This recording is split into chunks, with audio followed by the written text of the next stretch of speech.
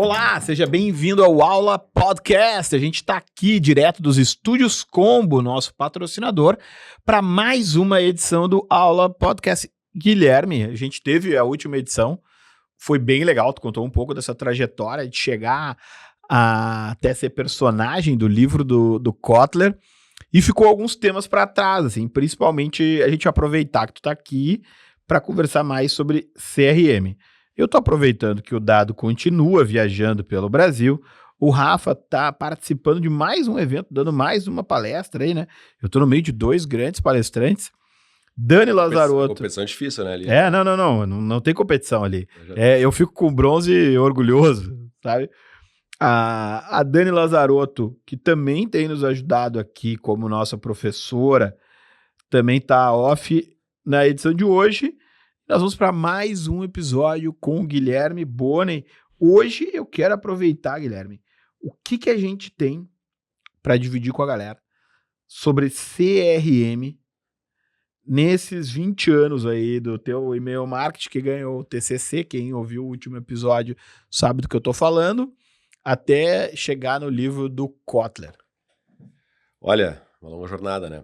Eu acho que CRM, acho que a primeira coisa, e eu preciso da tua ajuda também, porque tu é tão especialista quanto eu nesse assunto, é a gente entender o que significa CRM em várias áreas, né?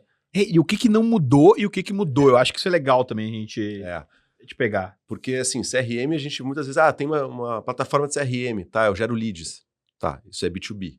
Né? É CRM para empresa contra empresa. A origem da Salesforce, das gigantes Salesforce... Até na bolsa, né? Ela chama CRM, o ticker dela é CRM, porque justamente ela nasceu, antigamente a propaganda dela era um CD, que tinha caixinha de CD, era assim, sabe aquele, um no software, era, tipo, não, era, nós somos da nuvem, nós não somos um software que tu instala no computador, não é on-premise, que a gente falou também no último episódio. Então, a Salesforce nasceu para dar para os vendedores B2B a chance de melhorar a sua relação com seus leads e seus potenciais clientes. Isso também é CRM. Tem toda a parte de CRM de gestão do cliente final para B2C, que é como é que o varejista, como é que as marcas de consumo final lidam com seus consumidores, que é um outro negócio, que é um negócio que um é de milhares e outro é de milhões. CRM é tudo isso. Então, CRM pode ser... A gente poderia dividir inicialmente CRM vendas e CRM marketing. E tem CRM analítico, né? Assim, que aí dentro do marketing tem CRM de comunicação e o analítico. Comunicação e analítico. E aí também tem o que é o software, ou os softwares, né? De CRM, e o que é a parte de estratégia, trabalho mesmo, né? O serviço de CRM. Porque dá para fazer CRM hoje em dia sem software, Guilherme? Dá. Como? Me explica. Tu é uma empresa de uma pessoa e tu quer fazer CRM com uma folha de papel, dá. Vai dar certo? Provavelmente não. Dá. Mas vai ser trabalhoso. Não recomendo. eu brinco que o primeiro software que o cara pode usar é um Excel. Excel dá para fazer, mas tem muito vendedor de loja que usa o caderninho dele até hoje para anotar as coisas dele e, né, fazer isso. É bom? Olha, melhor que não ter. Com certeza é melhor que não ter. Agora, é o ideal? Não é. No mundo que o software hoje está tão escalado, não é. Mas eu acho que o CRM, eu acho que, Guto, que antes de falar de software, o CRM parte de uma coisa muito básica, que talvez seja a coisa mais difícil de fazer. Que é o quê? Identificar com quem tu tá falando. E como que faz isso, Gui? Perguntando. Quem é você? Porque se eu tô e de novo, vamos separar B2C e B2B. Mas se no B2C você fala com um consumidor e você não pergunta quem ele é, não tem como fazer CRM. Mas tem muita loja hoje que tu praticamente é obrigado a se identificar. Mas isso já é uma prática que está ganhando força por causa disso. Porque para as marcas entendem que faz sentido, é vantajoso para elas ter essa informação. Mas tu volta, a pergunta original, o que mudou, o que não mudou, isso é uma coisa que mudou. Eu brinco já que isso já virou uma coisa padrão, mas as farmácias tiveram um papel muito importante nisso. Porque as farmácias, né, meio que brincadeira, falam assim, olá, CPF.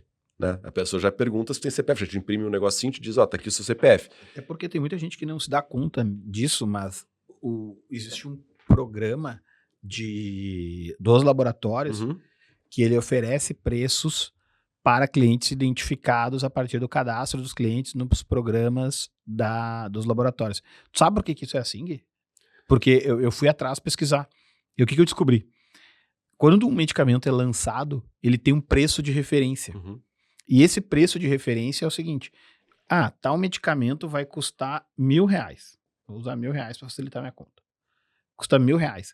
Então, o laboratório não pode vender o medicamento por mais de R$1.000, mas ele pode vender por menos. Então, para ele vender por menos, ele vai querer saber para quem ele está vendendo, se a pessoa está usando, não está usando e tal. Então, por isso, criou uma demanda para que se tivesse o cadastro. Tem uma coisa que até antes disso, né? Que tinha uma lei, que eu não sei se ela está ativa ainda, mas tinha uma lei que não permitia que aumentos de preço em alguns tipos de medicamento. Né? Então, medicamentos tinham aumento de preço tempos em tempos aprovados. Isso, é essa mesma lei. Então, o preço era lá em cima. Isso. E daí você dá desconto. Exatamente. Então, ele não aumentava o preço, ele ia diminuir o desconto. Exatamente, é isso. É isso. E aí os laboratórios têm os seus programas, onde eles se relacionam com os seus clientes através das farmácias, e aí eles conseguem chegar nesse preço. Ou seja, como é uma farmácia uma coisa que é muito usada, e é um desconto percebido. Tem uma recorrência, né? Uma recorrência, é um desconto percebido facilmente pelo consumidor, ele não se importa em dar o seu CPF. Agora, você vai na farmácia comprar uma coisa, não tem a ver com farmácia, vai comprar uma bolachinha e o cara pede seu CPF, tem por que tu dar? Eu tenho, porque eu quero que esse meu consumo seja reconhecido, é a mesma coisa com a companhia aérea. Mas por que tu quer ser reconhecido? Porque eu sei que eu tenho vantagem. Tu tem. Será que tem? Todas elas têm vantagem? Às vezes tu não tem vantagem e mesmo assim tu já tá tão acostumado a fazer que tu faz. Sim. Então esse comportamento do consumidor mudou. Esse comportamento não existia há 10, 20 anos atrás. Então o cadastro e a identificação não mudou. Não, mudou. Não, mas não mudou a necessidade de ser... A necessidade não mudou, Isso. mas a prática de fazer isso evoluiu mudou completamente. Evoluiu, mas não existe CRM sem identificação. Não existe. E aí a gente não tem como fazer. O marketing digital tudo é mensurável. Só que se mensura o quanto, não o quem. Exatamente. Isso são mentiras que contaram pra você. Exatamente. No marketing digital dá pra saber tudo, desde que você seja o Google, aí você sabe. Ou o Facebook. O Google não diz isso pra ninguém. Né? Beleza, então o cadastro ele se mantém. Uma outra coisa que eu acho que o CRM ele não mudou, ele tem que ser proativo. Então, o CRM, ele é o resultado do CRM é uma variável de um trabalho contínuo e que foi iniciado anteriormente. Augusto, mas o que não é resultado disso? É um trabalho de mídia. O que acontece? Trabalho de mídia, tu vai lá, determina que tu vai exibir tal anúncio para tais pessoas, seja no digital, no off, no elevador, o que seja. Tu botou o dinheiro, aparece ali para as pessoas. Ele é um trabalho reativo. O CRM, tu tem que cadastrar as pessoas primeiro, definir uma estratégia, abordar as pessoas. Então, é um trabalho proativo. Ele dá mais trabalho de fazer, mas depois a conta fica mais barata, porque ele acontece sem a mídia. É o que eu sempre uso essa expressão, essa forma de falar, que é o gerúndio é mais importante que o particípio, né? Explica aí. Porque tem que... Explica aí que gostei que é uma aula mesmo. É uma aula, né? Era de CRM, virou aula de português. Vamos lá. De primeiro grau ainda, não é nem de segundo grau isso aqui. Gerúndio é fazendo, participio é feito. Então a mídia, tu vai lá e faz. Fiz, check, botei o dinheiro lá, apertei um botão, tchau, vai gerar receita. Vai gerar receita. Agora, o CRM, se tu não faz um pouquinho todo dia, não vai gerar receita. Então, é aquela coisa que é o long-term gain ou, né, o short-term gain, que é ganho de longo prazo ou de curto prazo.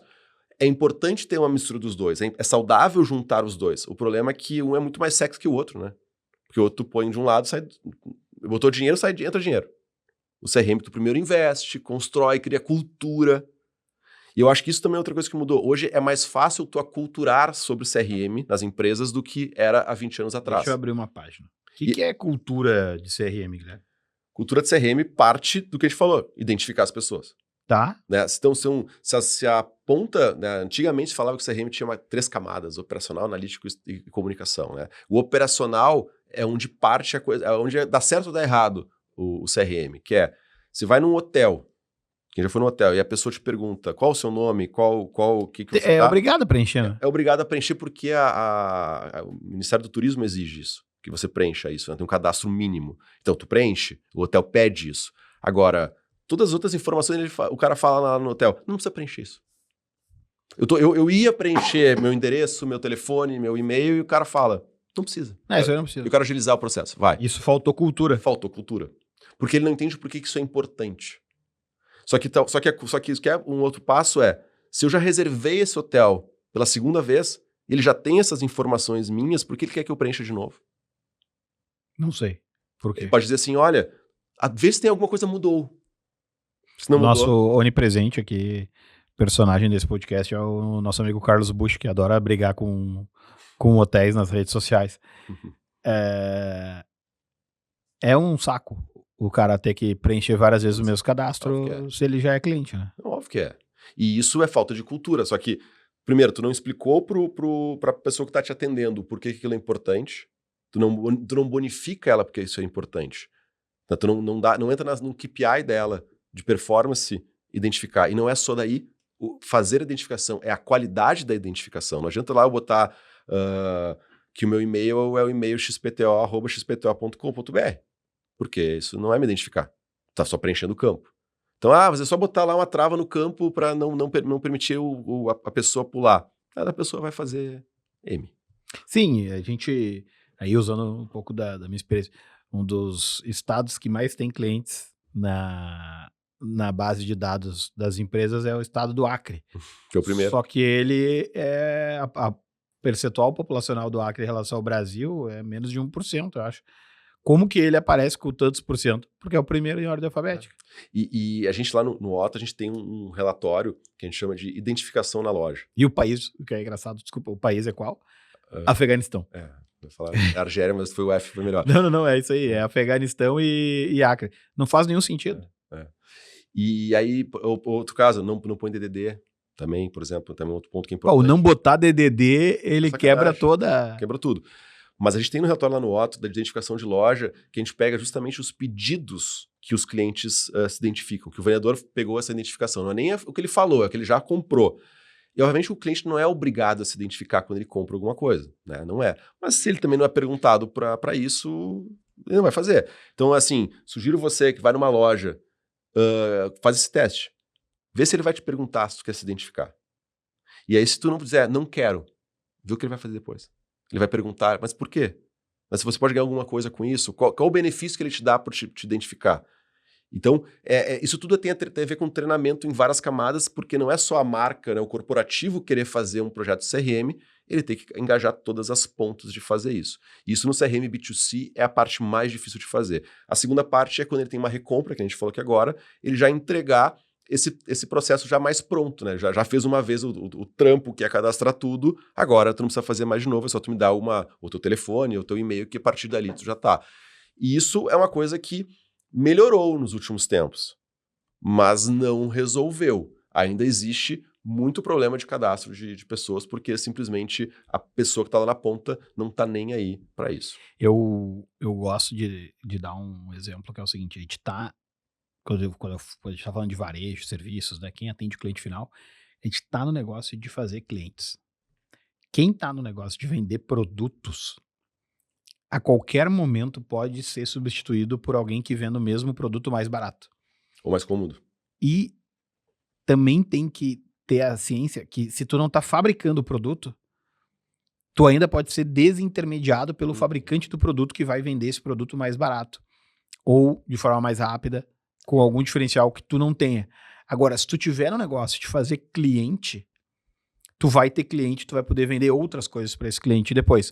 Agora, como é que eu tô no negócio de fazer cliente se eu não identifico as pessoas com quem eu tô me relacionando? Tu nem sabe que tu fez cliente. Então tu não tá no... O cara pode comprar de ti todos os dias, mas tu não sabe que ele é teu cliente. Né? Porque cliente aqui, tu acha que o conceito é que cliente é quem já comprou mais de uma vez, né? Comprar uma vez só não é cliente. Ele não que é outra máxima, que a gente tem a primeira compra, ele fez pela conquista da marca, da mídia, do ponto comercial, que às vezes é muito esquecido. Pô. Hoje para quem tá no universo. A gente até, quando eu e o Guilherme tava chegando aqui, a gente leu uma notícia que um gigante desses asiáticos vai abrir loja no Brasil. Né? Tomara que pague imposto nessa aí. E eles... CLT ele vai ter que pagar, com certeza. Ao abrir loja, o cara tem que escolher um ponto comercial. E um ponto comercial, ele praticamente determina o sucesso. Existem empresas cujo ponto comercial é feito pela instalação delas. Eu acho que esses atacarejos, uma loja van, por exemplo, que se estabelece numa rodovia de alto fluxo, mas que não tem nada em volta. Uhum. Que é diferente, por exemplo, de uma loja que abre no shopping do lado da praça de alimentação. Que ela paga o pedágio por isso. Exatamente, tem um custo, que é o equivalente a um custo de mídia, porque tu sabe que tu abrir a porta ao lado de um ponto comercial bem frequentado, as pessoas vão entrar ali, mesmo que por acaso. É o caso das farmácias, né? Que tem uma farmácia lá da outra sempre. Exatamente. Mas tu pegou um ponto importante aqui, que é do desintermediação, né? O B2B2C. Né? Porque a gente falou de B2B, a gente falou de B2C, tem ainda o B2B2C, que é uma coisa que também está mudando. Não tinha isso há 10, 20 anos atrás, que é a indústria, né? O fabricante, começar a não só vender o seu produto através de intermediários, o varejista, mas ele começar a vender direto pro consumidor final. E isso põe um grau de complexidade aí bem grande nesse processo. E o que mais as indústrias querem é ter acesso a esse consumidor final. Mesmo que ela não venda direto, ela quer ter acesso a isso. Tanto é que a modificação de retail media, tudo que está acontecendo aqui agora, mostra que a indústria quer estar onde o consumidor está, não necessariamente no canal de mídia que ele está, porque ele está lá disputando o ponto de venda junto. Então, são várias mudanças que estão acontecendo. E aí, tu falou também sobre mídia, né? Eu brinco que tu quer fazer, mesmo que quer fazer CRM e fazer e-mail marketing, WhatsApp marketing, que é super caro cada mensagem fazer, basta ter dinheiro. Agora, tu quer fazer alguma coisa em que tu tem que fazer bem feito, tu não tem todo o dinheiro do mundo para fazer. Então, tu tem que escolher da melhor forma possível para quem tu vai conversar, para quem tu vai gastar essa, entre aspas, mídia direta. Porque pagar por mandar um e-mail marketing, pagar para mandar um WhatsApp marketing, também tem um custo. Então, não adianta somente chegar, pegar para tua base inteira, apertar lá, select all, mandar para todo mundo. Então, não mudou a identificação, não mudou que é proativo. Uma coisa que não mudou para mim também é que é uma relação entre pessoas, né? Do outro lado, sempre tem uma pessoa e a gente tem que estar preocupado com ela. E aí, eu acho que outra coisa que não mudou é que precisa muita estratégia, né? Uhum. E precisa cada vez mais tecnologia para fazer isso. Porque... Tá, não, aí que tá. Beleza.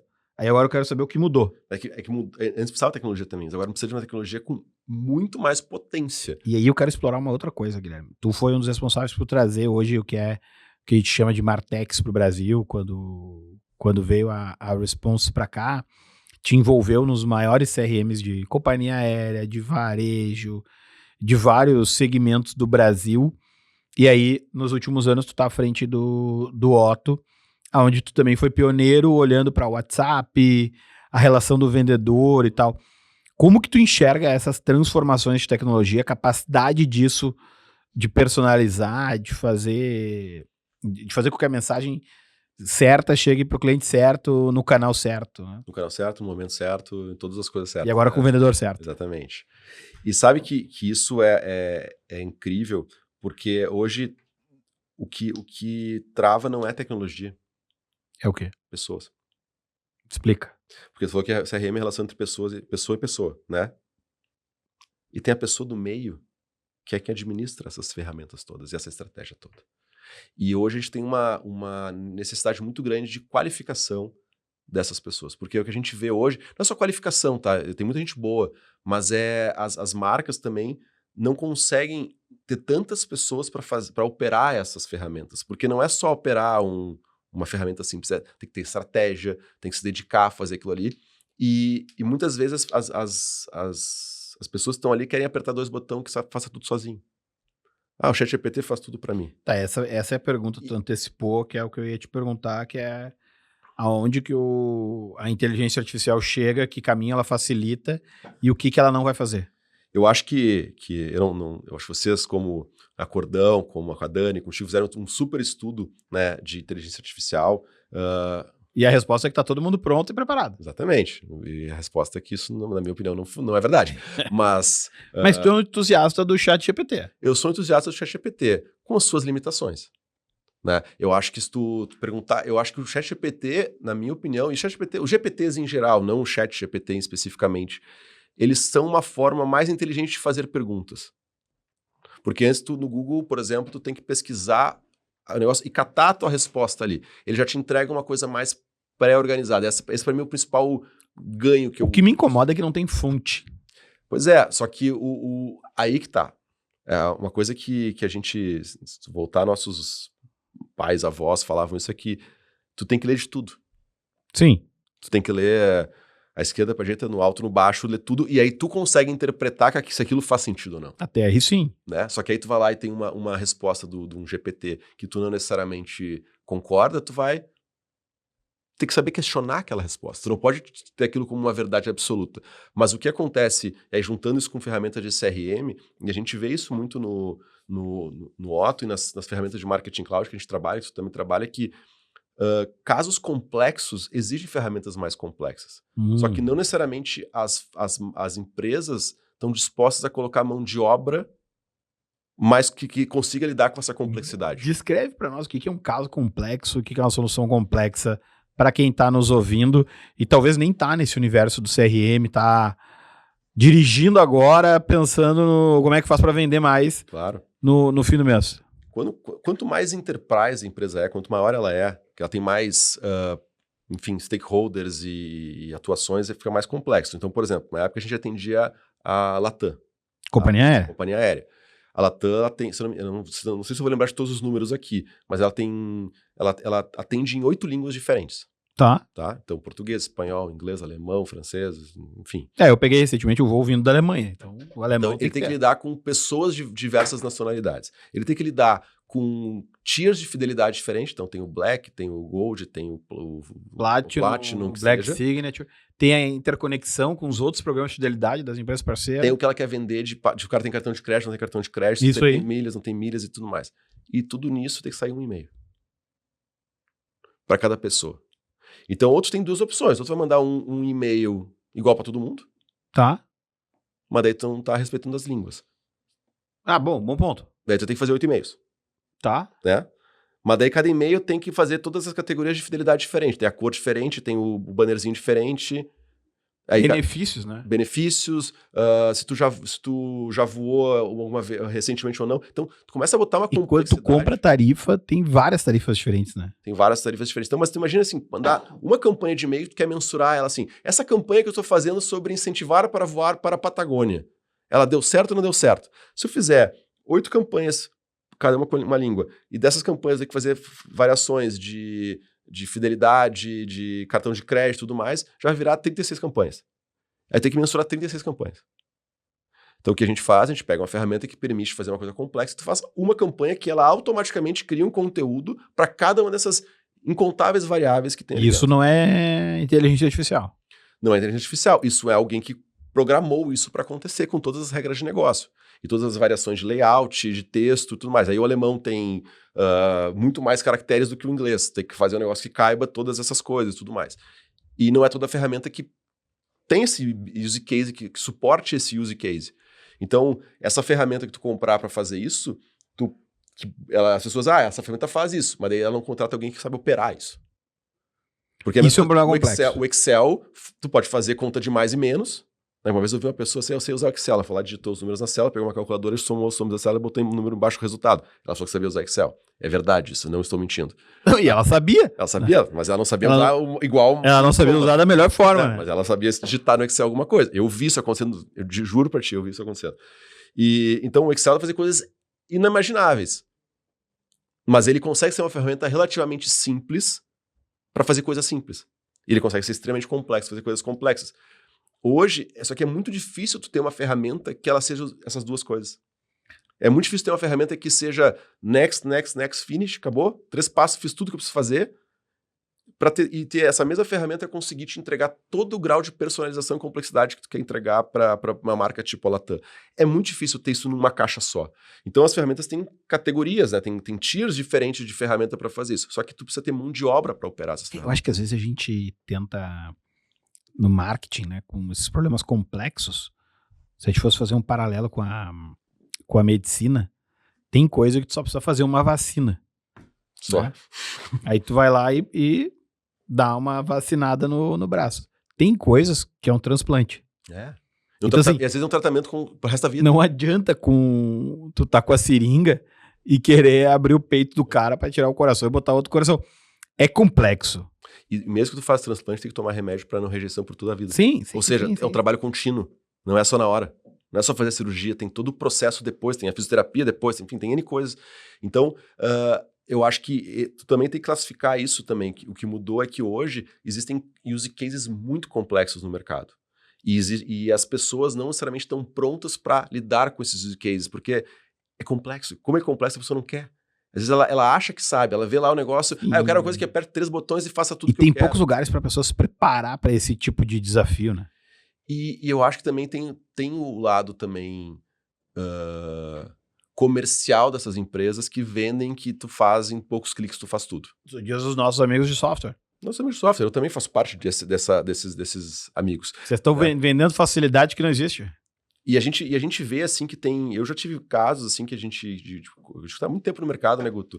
De empresas que tu sempre pensa, a empresa cresceu, ela vai querer dar um upgrade, ela vai querer dar um passo mais na sua... tu tem lá um carro de entrada, tu vai querer talvez comprar um carro, tu vai crescer na vida, tu vai querer um carro melhor, eventualmente. Então, esse é um exemplo simples. E às vezes eu vejo empresas que, em vez de crescerem, elas dão um passo para baixo. Elas trocam uma ferramenta Enterprise para uma ferramenta não Enterprise, porque elas falam assim, isso aqui é complexo demais para operar. Eu comprei isso aqui porque eu achei que era bom, porque, né, nobody gets fired from buying IBM, né, ninguém é demitido quando compra IBM, essa é uma frase clássica do mercado de tecnologia, que se tu comprasse IBM, que era gigante ainda, mas era mais gigante ainda, tu pode se dar errado o projeto porque a culpa não é tua, tu escolheu a ferramenta certa porque é a IBM. E isso existe muito no mercado ainda. Se tu comprar a ferramenta X, vai ter que dar certo. Só que muitas vezes eles compram a ferramenta X, esquecem de avisar o amiguinho que vai ter que operar essa ferramenta X, que tem que fazer um monte de coisa mais complexa, porque essa ferramenta, para entregar toda a promessa dela, exige esse tipo de mão de obra, e aí não dá certo. Eles falam, não, vamos fazer um downgrade, vamos ficar com uma ferramenta mais simples, porque o meu use case é mais simples. Ou, sei lá, tu tem um e-commerce que tem 20 mil pessoas que acessam por dia e tu quer contratar uma marketing cloud de ponta para mandar e-mail marketing para 20 mil pessoas que acessam teu site, talvez não faça sentido. Talvez faça, mas provavelmente não vai fazer sentido. Talvez valha a pena tu comprar uma ferramenta mais intermediária para fazer isso, porque o custo-benefício não vai compensar. Então, é encontrar a ferramenta certa para tua realidade, e na tua realidade não é só do que tu quer ser, é do que tu consegue operar hoje.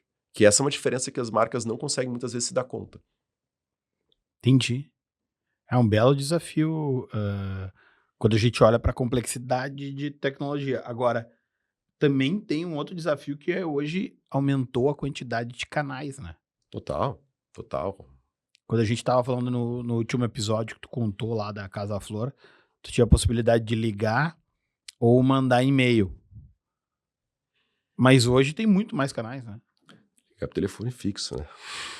Ligar pro telefone fixo. Deixar mensagem à secretária eletrônica. Mas hoje a gente tem o tal do WhatsApp. É. Como que é isso, a comunicação pelo WhatsApp? Bom, hoje tem comunicação do WhatsApp, ela é, diferentemente de outros canais, ela é um monopólio, né? Porque ela é uma ferramenta do WhatsApp, da Meta, no caso, né? Então, o tio Zuck lá define se é bom ou se é ruim, né? Porque antigamente, se pegar... Eu sempre faço o paralelo com o WhatsApp com o e-mail marketing, que a gente olha para a história para ver como é que vai ser o futuro, né? E a história é que quando começou a ter o canal e-mail, começou a existir spam. Né? Tinha lá propaganda de Viagra e tudo mais, e o que aconteceu para tu não receber mais essas propagandas? Começaram a ter os anti-spam. E aí começou a se bloquear coisas baseadas, por exemplo, em palavras-chave. Né? E hoje em dia, a capacidade que a caixa de spam do Gmail tem para validar isso é quase... provavelmente tem inteligência artificial ali fazendo esse processo. Então, tu sabe se tu é uma pessoa engajada ou não com aquela marca, se aquela marca segue as boas práticas, não segue as boas práticas. Mas o ponto é que entre essa parte e o que a gente chegou agora, teve um meio do caminho em que as provedoras de serviços de e-mail entenderam que o e-mail marketing não ia morrer. Então, eles tem que chegar num acordo e dizer assim, cara, se tu fizer isso aqui bem feito, eu deixo tu entrar.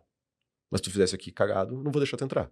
E o que é fazer bem feito? É usar uma ferramenta com qualidade, é sempre ter a capacidade de fazer opt-out, é usar links com segurança, não fazer phishing e N coisas que, enfim, podem fazer aqui. Então, hoje tem-se um equilíbrio em relação a isso, entre os enviadores e os receptores daquilo ali.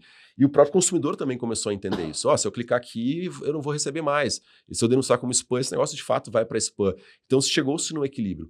Só que isso tem que fazer para Gmail, para Hotmail, para Yahoo, para que seja. São várias disso. E cada um tem o seu jeito. Mas daí o mercado se ajusta porque não é um só. No caso do WhatsApp, por mais que tenha Telegram e outros, é o WhatsApp. Não existe. No Brasil aqui é o WhatsApp. Um paralelo para as pessoas que estão nos ouvindo é o seguinte, o e-mail é como o Pix. Ele é um protocolo e todo mundo pode usar. É. Não tem o dono Pix. A gente não paga uma tarifa pro Pix ainda. É. Mas o governo sabe o que está fazendo. O WhatsApp, ele é da Meta. Do Facebook foi lá, pagou, é tudo dela. É tudo dela. Então o que circula ali é propriedade dele. Exatamente. Claro, quando tu manda um e-mail, o que o Gu tá falando aqui, se eu mandei um e-mail do Hotmail pro Gmail, o que eu mandei do Gmail ele sabe, o que eu mandei do Hotmail ele sabe, mas a comunicação entre essas partes, ela é um protocolo. No WhatsApp, tudo, o protocolo também é da Meta, não é só o receptor e o emissor. E aí o que acontece? O WhatsApp fez uma coisa que eu acho que se eu fosse eles, provavelmente eu faria a mesma coisa, que eles construíram a capacidade de tu mandar o WhatsApp pago. Né? Imagina se tu pudesse mandar um e-mail pago que fosse garantir que tu fosse entregue na caixa de entrada. O WhatsApp pago é chamado WhatsApp Business, né? Não, é o WhatsApp Business API. Então tem 3 tipos de WhatsApp. Tem o WhatsApp que a gente usa aqui normalmente, tem o WhatsApp Business, que também é gratuito, que é um aplicativo diferente que o WhatsApp normal, que tem um pouco mais de recursos que pequenos negócios podem usar, então que pode usar até 5 aparelhos, se eu não me engano, o mesmo número. Tá? 3 ou 5 aparelhos agora. Nisso tu pode botar umas etiquetas nos contatos, pode botar aquela resposta automática, meu horário de funcionamento é esse, pode botar um catálogo ali dentro. E tem o WhatsApp Business API, que é aquele número, tem um número oficial, com um checkzinho verdinho ali, e aí tu pode usar robôs para administrar isso. E pode fazer, inclusive, links de pagamento e tudo mais. E isso tem um custo. O WhatsApp ele cobra um custo tabelado por país, cada país tem o seu preço, e do WhatsApp vai de menos de 1 centavo, que é aqueles envios de verification code, sabe? Você primeiro verificar, que é um negócio que é super relevante a mensagem, para mensagens de marketing que são teoricamente menos relevantes. Porque o WhatsApp, mesmo o conceito de e-mail, ele quer mensagens relevantes. Quanto mais a plataforma dele for relevante, mais as pessoas vão querer continuar usando a ferramenta deles. Então, eles estão querendo botar pedágios, entre aspas, em tu poder ser menos relevante. E aí o que acontece é tem várias pessoas que começam a mandar mais WhatsApp, as pessoas ficam um pouco mais incomodadas, começam a denunciar mais aquilo como spam, e o mercado está acontecendo a mesma coisa que aconteceu no e-mail. Ele vai chegar num ponto de equilíbrio em algum momento. Nesse momento a gente está no ponto de desequilíbrio, onde às vezes o WhatsApp, a gente não tem essa informação oficialmente, mas a gente sente isso pelos nossos clientes, que o WhatsApp às vezes ele tem épocas do ano que ele aumenta a taxa de bloqueios dele, depois ele diminui, ele aperta um pouco, diminui. Épocas de eleições, normalmente, historicamente, ele aperta mais para evitar, talvez, mais disseminação de fake news. Período de campanhas, então... Acho que no último mês pré-eleição, provavelmente ele vai apertar mais e a gente vai ver mais bloqueios. Então, é assim que funciona o modelo de WhatsApp. Mas, conceitualmente, a diferença do e-mail é que o e-mail a gente manda uma mensagem. Né? Claro que o cliente pode responder, mas ele manda uma mensagem. O WhatsApp, ele te abre uma conversação. Então, a gente passa de um marketing direto para um marketing conversacional. Né? Então, até agora o termo de C-commerce. Né? Então, tem o e-commerce, que é o site, o app, e tem o C-commerce, que é o conversational commerce. De conversação. Abrir um diálogo, né? A marca tem que... Tanto que a cobrança dele é por diálogo. Né? Tu paga o valor que abre uma conversa de 24 horas. Então, tu paga aquilo ali durante 24 horas, tu pode trocar mensagens ilimitadas. Até porque é assíncrono, né? O cara não vai responder sempre na hora. Pode responder, mas pode ser. E se o cliente te chama, tu paga, ou tu não paga, ou tu paga menos. Então, a Meta também entende que se o cliente está te chamando como marca, é porque é relevante. Então, esse jogo de relevância que é o ponto. Então, repara que a palavra relevância eu falei várias vezes aqui. E aí, CRM é sobre ser relevante. Então, independente do canal, é ser relevante. Como é que a gente é relevante? Essa que é a dificuldade. Porque a gente precisa daí ter dados integrados para que a gente possa fazer campanhas que façam sentido para o cliente. Então, como é que você fazer um corte? Qual é a melhor dica para poder não cair no spam, em e-mail, em WhatsApp, em qualquer canal? É ser relevante. Como é que a gente é relevante? Criar oportunidades através dos dados que a gente tem do consumidor, que a gente identificou lá na primeira etapa, para que a gente possa encontrar oportunidades de life cycle ou de comportamentos de compra que ele tem, para a gente entregar para ele uma campanha, uma comunicação, um diálogo que faça sentido para ele naquele momento. É usar a tecnologia para isso. E aí que a inteligência artificial pode ajudar bastante, que é encontrar quais são as oportunidades dentro da tua base de dados, baseado em milhares ou milhões de registros de dados, de comportamento de compra, comportamento de visita em site, para encontrar aqui, fazer previsões que talvez naquele momento ali aquele cliente tenha mais propensão a comprar um produto ou ele tenha uma propensão a responder uma pesquisa e assim por diante. Então, eu vejo o uso da inteligência artificial mais sobre manipulação de dados para encontrar oportunidades com um produto mais que faça mais sentido do que necessariamente encontrar a operação da ferramenta como um todo. Olha só, o nosso tempo tá indo, Gui. E aí a Dani criou uns quadros novos aí. Tá bom, vamos lá. Mas eu vou criar um novo. Que é o seguinte, ó. Como a Dani não tá. Me diz 2 ou 3 pendências do mercado de CRM. E depois me diz 2 ou 3 tendências. O que tu acha que são pendências que ainda precisam melhorar ou que sempre precisam melhorar? Me diz aí. Quando tu pensa em relação ao mercado em geral. Pendência, eu acho que parte da qualidade do dado, tá? Que parte da questão da identificação. Identificação. Identificação para ter qualidade do dado, né? Para ter o dado e para ter dado com qualidade. Isso é uma pendência que provavelmente nunca vai deixar de existir. Isso é para qualquer um que está nos ouvindo. A gente falou aqui do CRM de marketing, mas tem o de vendas, tem o analítico. Serve para tudo. A qualidade do dado sempre é a pendência que tem que ser resolvida todos os dias. Mais alguma? Pendência também eu acho que é mão de obra. Eu já falei aqui. Porra, mão de obra, bom, hein? E para isso que tem empresas de serviço que podem ajudar com isso, né? Porque não é só sobre estratégia, é sobre saber operar isso. Porque é uma mistura, quando a gente fala de martech, é o cara que sabe de marketing e sabe de tech, por mais óbvio que isso seja, pelo termo. Mas a gente tem muita gente que sabe de tech e não sabe de marketing e vice-versa. Falta pessoas que consigam fazer nexo entre essas duas coisas e encontrar oportunidades na tecnologia que façam sentido com o negócio. Isso talvez seja a coisa mais difícil que a gente encontra. Até a gente, como PMWeb, também é difícil encontrar pessoas que consigam fazer essas conexões naturalmente. A gente tem que ensinar a fazer essas conexões. Mas é difícil. Geralmente o cara que quer ser mais publicitário não é tão cara que quer ser tão tecnológico. Então essa junção ainda falta. Não é que tem gente que faça, mas falta porque a demanda é muito grande. Muita gente precisando. Tá, e tendência aqui? Tendência eu acho que obviamente, a inteligência artificial não fala disso, é uma coisa... que é meio óbvio falar sobre isso, mas eu acho que a principal tendência é sobre a forma que a gente endereça a comunicação.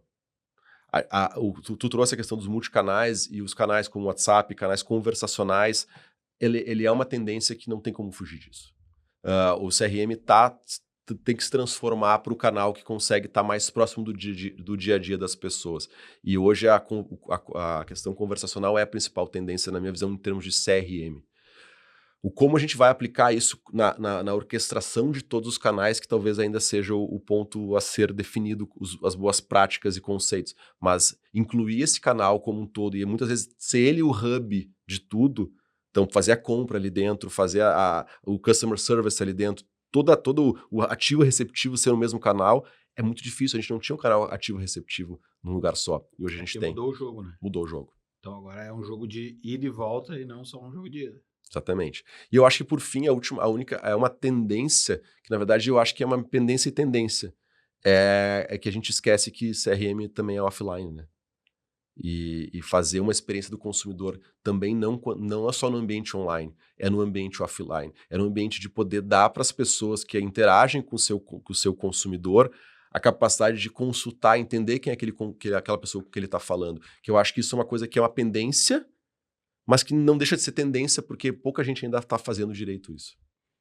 Então, temos aí nossas pendências e tendências do setor de CRM, identificação e mão de obra, e AI, mundo físico e canais. É isso aí.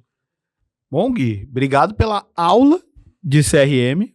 Tu falou no último episódio onde é que as pessoas podem te encontrar. Tu falou que o melhor canal é o LinkedIn. LinkedIn, pode me chamar no LinkedIn, adicionar, a gente troca ideia lá. Tem vários conteúdos que a gente posta também lá, então, bem legal.